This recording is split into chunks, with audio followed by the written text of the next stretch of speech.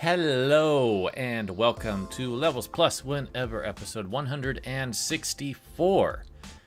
And almost appropriately, with 64 as part of the number, we're returning to Nintendo Switch Online and Nintendo Classics today to review all of the games that have come out on the service again, because I played a few since the last review. There's been so many new ones come out. We've had the GameCube join the service. So I went ahead and just redid the whole thing. So we'll get into that in a moment. I have no pickups yet. I'm waiting on some, and I've been having some delightful exchanges with companies trying to get the things to me. So hopefully by 165, I'll have some things to show you. But for now, let's jump right in. So, as always, I do want to give a props to the creator, Bro3256, who has been very diligent in updating this list every single time Nintendo reveals something new. This is updated as of Fire Emblem Path of Radiance, which is right here. So we've got a lot to cover. I'm going to spare you some of this because I don't think it's really all that interesting to just watch me sort through a gazillion things. I'm going to pull all the games I've not played into this not played column, so that's at least a little less of a chaotic mess to get through. I have sorted the list. So these are all the not playeds, including everything up to date. There were 4 games that the list did not have, which were the recent NES and Game Boy games. So I've added those, and thankfully I played all of them, so they're not even up here. So I've organized everything by console, chronologically, by console. So you can see all the NES Famicom stuff up top, then Game Boy Color. Those two are kind of together. Super Nintendo, going to the N64, Game Boy Advance, the GameCube, and then the Genesis. At the very bottom, I have the Virtual Boy here. I'm not played any of those. I'm not going to play any of those because I don't feel like paying Nintendo for that benefit beyond what I already pay them. So I will not be buying the visual apparatus to slap on my face. I will be patient and hope they actually do something else with it. They probably won't, but I can be hopeful. But I left them down here because they're just a big cluster. Just simpler that way.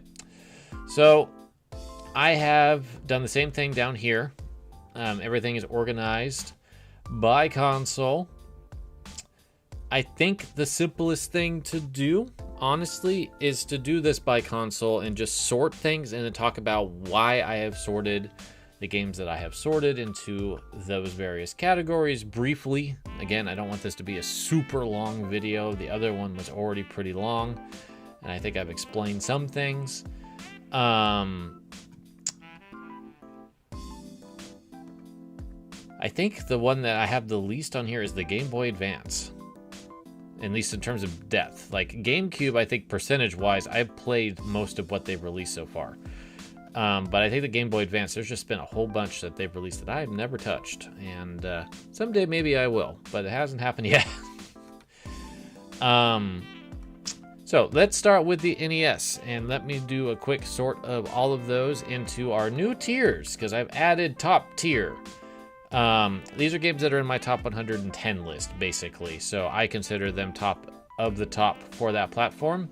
What I might do for these is like the 3 that I think are the strongest, and then anything else that's underneath those top 3 will go into great, and then good, ite, and ugh, which was there before. Okay, I think we've done all of the setup. Let's actually start acting on it. All right, for the NES, Bionic Commando and Mega Man 3, my top 2, are not on NSO yet. so I can't put them in the top tier. But Zelda, Mario 3, and Kirby's Adventure are. There's a couple others, Contra and Castlevania, that I would put above Kirby's Adventure, but they're not on the service. So that's the top 3 NES games. Lots of greats. I really like the NES, I think, in terms of just its lineup. So I'm going to have a bit of a bias towards it being on the great to good side of things. I only ended up with a single row of games for the UGG tier. With the worst of those probably being Donkey Kong Jr. Math. And my disdain for Zelda 2: The Adventures of Link is legendary at this point, so I'm not going to reiterate. I think that otherwise, most of this stuff I've talked about before. Battletoads is one of the new games. Wasn't a lot of NES games between the last time I did this and now. Battletoads, I think, is a good game for some of it, and then it gets really frustrating, but there are good levels and some fun to be had with it, so I put it there. Ninja Gaiden 2, I think, is better than the first, so it's up in the great tier. And I can't remember what was before that. What, like Dig Dug 2 and Mappy Land, which I like Dig Dug 2 probably more than most people, and Mappy Land is kind of janky, but it's okay. I played worse. Anything below it. These are not ranked. I'm not going to worry about ranking these this time. I did try out Snake Rattle and Roll and Cobra Triangle. So they're where they are. I think they're both fine. One more fine than the other. I think that's all the new things. I can't remember. Let's move on to the Game Boy and Game Boy Color. All right, for the Game Boy, I think Link's Awakening is the best Game Boy game, followed by Capcom's Bionic Commando and Donkey Kong 94. I think those are the 3 best Game Boy games that are on the service. I really enjoy those games. I'm not a big Game Boy fan. I didn't have one as a kid. I still don't have one. I played some games through Virtual Console and on NSO to kind of flesh things out a bit. But like in terms of great, I only really feel like Metroid Prime or Metroid 2. Wow, Metroid Prime is still in my brain apparently. Metroid 2, Kirby's Dream Land, Gargoyle's Quest, and Burger Time Deluxe deserve great categorization. Tetris, Mario Land 1 and 2, Kid Icarus, A Myth of Monsters, and the 2 Oracle Zelda games are good.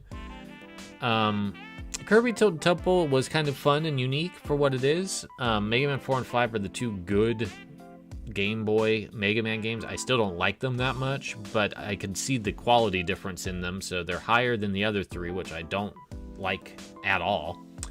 Castlevania Legends is totally mid, but it is not terrible. It's just very uninspired. Blaster Master Enemy Below is too zoomed in, which is a constant problem I have with Game Boy games. And the Sword of Hope seems interesting from what little I dabble with it. And then there's a whole bunch down in the bottom. Kirby's Dream Land 2, I have commented on before. The zoomed-in camera has a lot of cheap shots, and I hate that. Same with those Mega Man games. And Quest for Camelot is the most inexplicable game I think that's ever been put on Nintendo Switch Online. Why is this game here? Why did Nintendo work with Warner Brothers to re-release it? Why did they then work with Titus, who I think is dead? I think Interplay owns them. It's just a absolute mystery as to why Quest for Camelot is on NSO. Don't play it. It's terrible. Moving on to the Super NES and Super Famicom. Okay.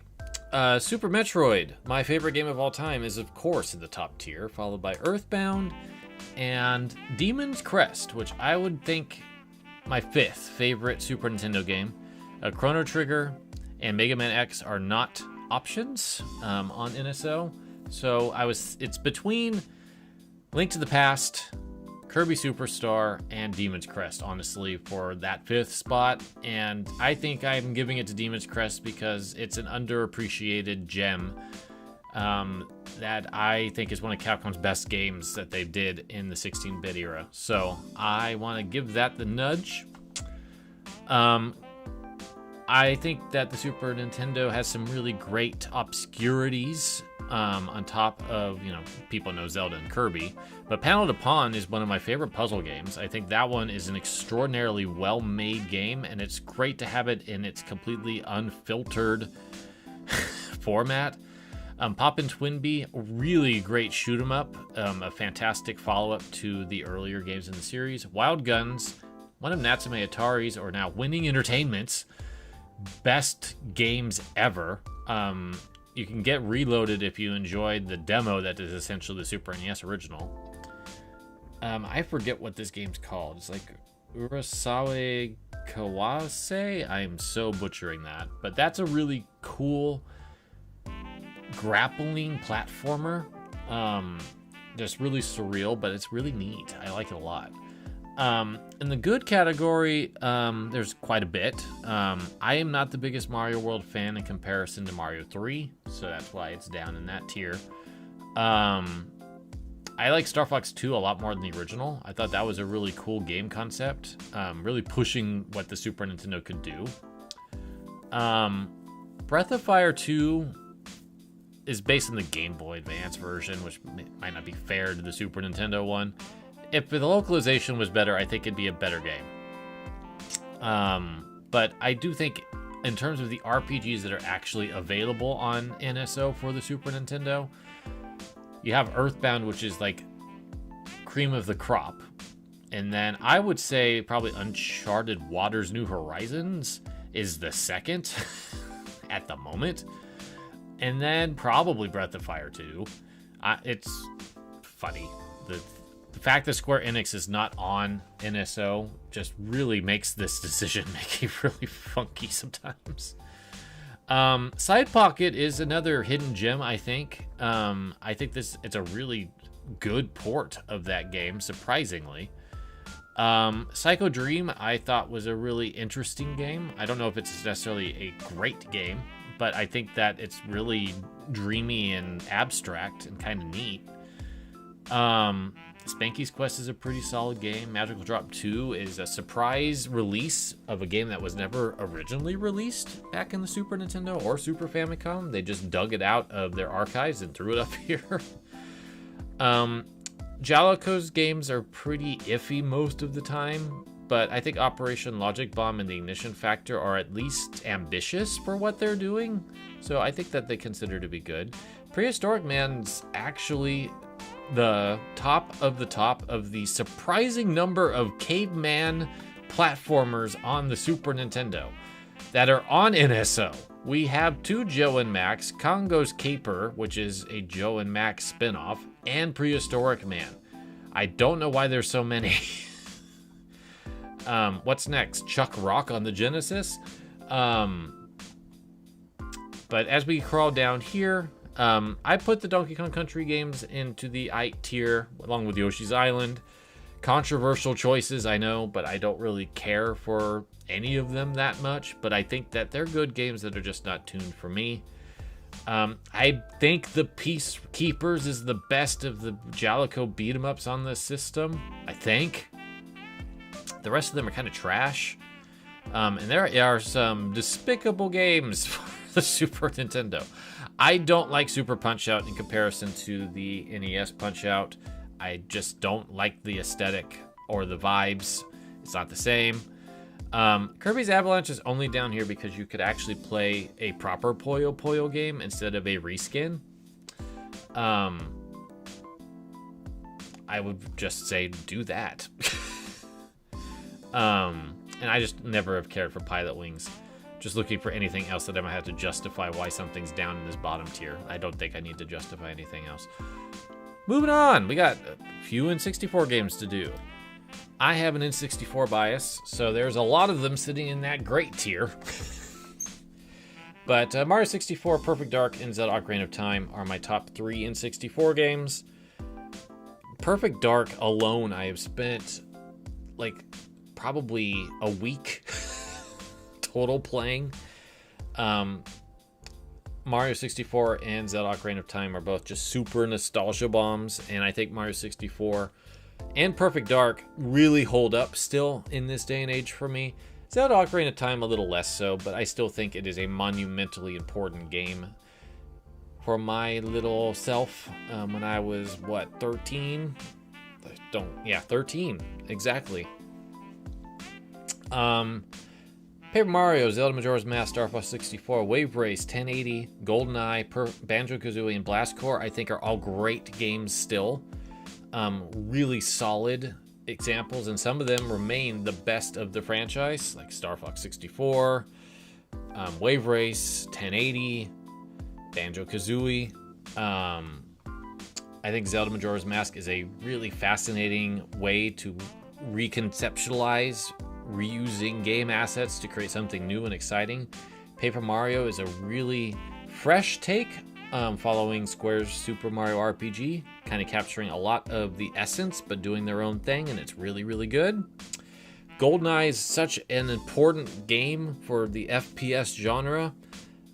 Huge get to actually have this on NSO. I'm surprised that Nintendo put in the effort, but I'm glad that they did.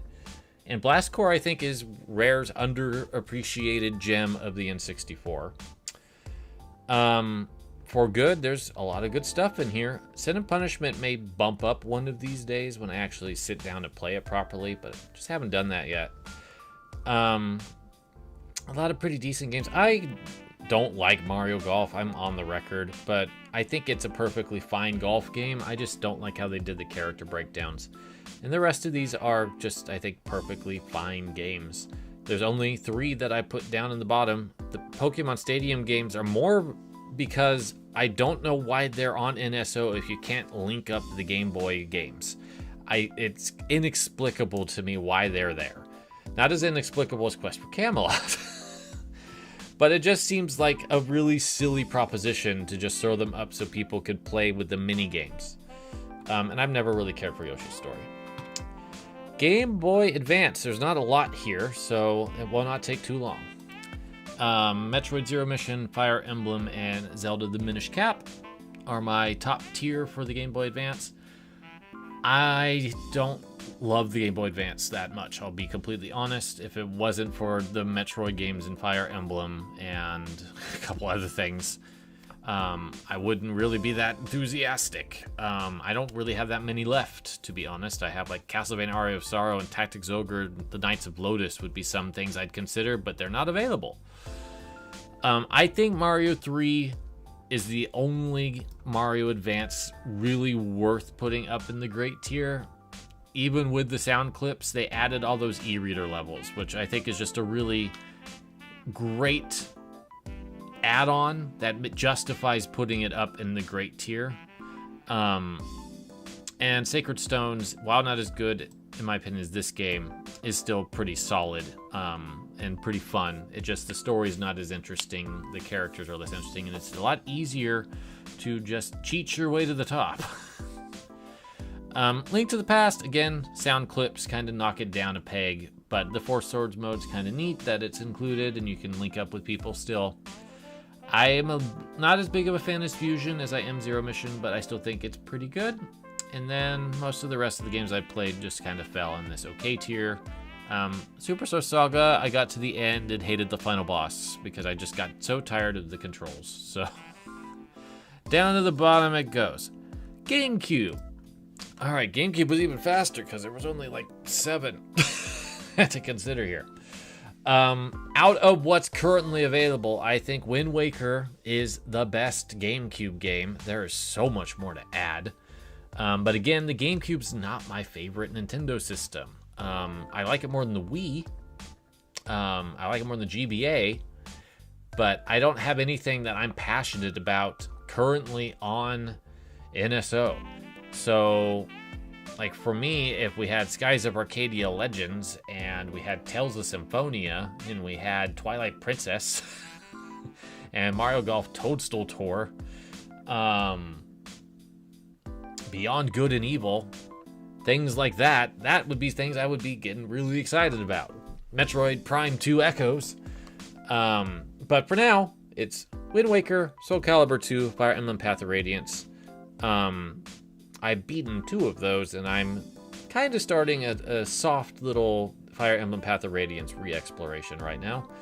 I think F-Zero GX is a fantastic game that looks even better on the Switch 2 than it did on the GameCube.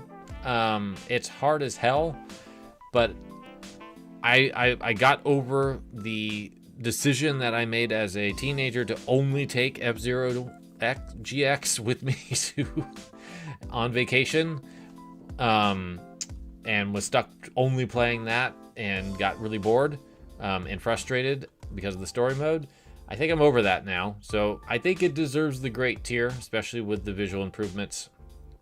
Luigi's Mansion and Wario World, I think, are totally fine games for what they are, and I hate Sunshine. Let's do the Genesis. Alright, wrapping up the Genesis. Mega Drive. Streets of Rage 2, the best beat 'em up on the entire thing, in my opinion. Really, really excellent game. Gunstar Heroes and Contra Hardcore really exemplify how good the Genesis was at processing action games. Both by the same developers, essentially. Contra Hardcore was the last Konami game that I think they worked on before forming Treasure. But you're going to get a great experience with both of those games. For the great tier, Sonic 2. Somehow Sonic 1 has not been re-released on NSO. I don't know why. Original Streets of Rage, Shinobi 3, Castlevania Bloodlines, and Musha. Those are all fantastic Genesis games. For good, I've got quite a bit down here. Puyo Puyo, which I think is the way to play, compiles little blob smushers. Revenge of Shinobi, Alien Storm, Shining Force, Beyond Oasis, Crusader Senti, Super Fantasy Zone, Thunder Force 2, ToeJam and Earl, Echo the Dolphin, Alien Soldier, Landstalker, Alyssa Dragoon, Street Fighter 2, Champion Edition, and Ghouls and Ghosts. Those are all pretty good games to play, and some of them are pretty good ports of arcade games. Just a pretty solid lineup there. For the I tier, I think Ristar, like Golden Axe 1, I'm not the biggest fan of the original Golden Axe trilogy on the Genesis Mega Drive, but I think the original is a decent port of the arcade game, even if I find it drab in any version. It's important. Ristar, I probably need to play it more, but it's not a fave. Comic Zone, I think, has got a cool concept that just doesn't have the gameplay to match.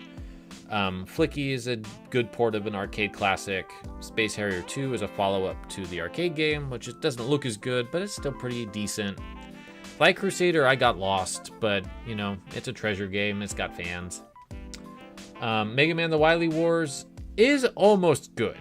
It's almost a good game. It's just a little bit like looking at a funhouse mirror of your favorite NES game when I played through Mega Man 3. It just looks a little off, sounds a little off, even though Kiyo Yamashita did the music for it, and she did a pretty good job. It's just not the same. Mercs and Strider are solid, if unspectacular ports of those arcade games. Strider in particular is straining against the Mega Drive trying to make it work. Target Earth I think is totally okay.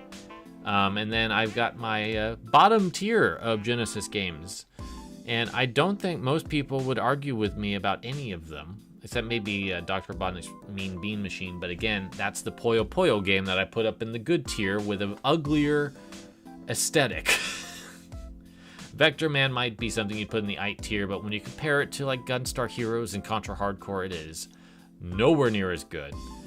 And I've never liked Columns. And Virtua Fighter 2, the Genesis port, is probably still my least favorite video game ever made. So I think the rest of these are pretty explanatory just by looking at them. Okay. Well, that is the up-to-date tier list for the Nintendo Classics options. And look at all these games I still need to play, except the Virtual Boy. Thank you so much for joining me on this revisit of all those Nintendo Classics games. We'll be having a looking back for the first half of the 2010s, if my memory is correct, for the next episode. That should be coming up pretty quick once I actually get my things. All right. Have a good set of days until the next one, and take care, friends.